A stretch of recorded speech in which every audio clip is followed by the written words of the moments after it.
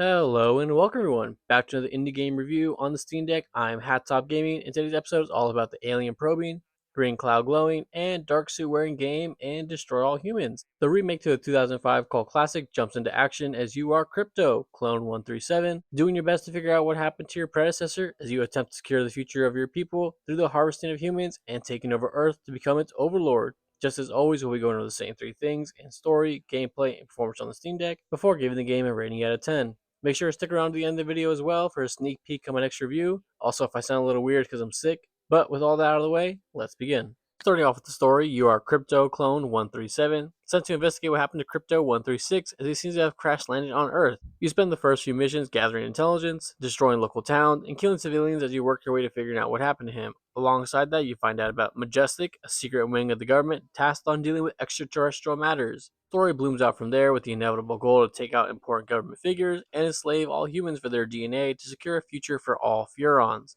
All of this being done in the late 1950s America, where the threat of communism is at its highest, which, funny enough, the government uses to blame all your actions on in order to hide the alien threat at hand.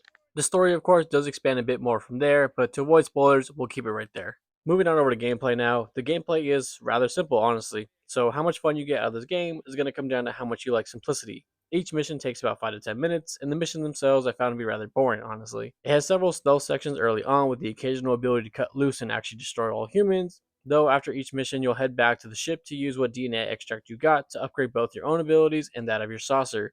I highly encourage you to find the extra little robot pickups you can during each mission, as it adds up on how much DNA extract you get. Otherwise, you really only get one unlock per mission, which can make the later missions feel a bit dragged on if your stuff isn't strong enough to destroy things that you need it to. Combat is very simple, as your main weapon is a rechargeable death ray that chains lightning, a probe gun, a heat blaster, and what boils down to a grenade launcher that doesn't go very far. It honestly feels mostly like a kid's game, the way that it's so dull. This is one of those games where I feel like because I didn't play when it originally came out, I just don't have the same enthusiasm for it the way that other people do. Moving on over to performance now, the game is rated as Steam Deck Verified, which I would 100% agree with, as when playing, not only did I have a smooth, stable 60 FPS, I also never really dealt with any bugs or glitches. No stuttering or freeze framing, even when destroying buildings or cars, etc. The game did a good job of handling all that. So the game definitely earns that badge. I also played on the Xbox Rogue Ally X from time to time, where the game did run slightly better and the colors just popped a bit more. I felt the gameplay was a slightly bit smoother, but overall the differences on the two different systems were basically very light, and the game runs well no matter where you play it on. I started it all the way back in November, and I dragged my feet on completing it until late January. Destroy All Humans is a small and well-created remake of a game from a simpler time where games were willing to take more risks and be more creative with its narrative style and delivery, and doing what they could to make gameplay stand out.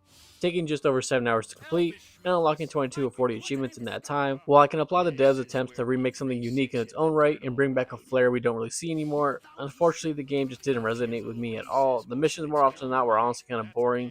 For a game about destroying all humans, you really do more sneaking around than destroying, and the humor was hit and miss. I wasn't a big fan of the art style. While it's unique, it's almost grotesque looking. It's like a more glossy, messed up version of American Dad combined with Mr. Meaty. It's hard to describe.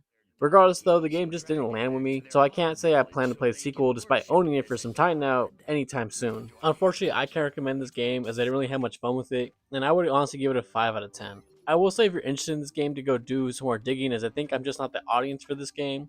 But of course my own expectations given the literal title of the game being Destroy All Humans. Simply put, I was expecting something much different, and while I knew this was a remake, I knew nothing else about it. So with the story being what it was and the gameplay being almost polar opposite of what the title suggests, I was simply left disappointed with the final product. Because in all reality, I was just looking for something else. But that's going to do it for me today, guys. Let me know any thoughts you have down in the comment section down below. Did you play this game when it came out originally? Did you like the remake? Did it scare you off from this game? Maybe I encourage you to play it anyways. Let me know any thoughts you have on my review down below. I am Hat Top Gaming. Don't forget to like and subscribe, and I'll see you all later. Peace.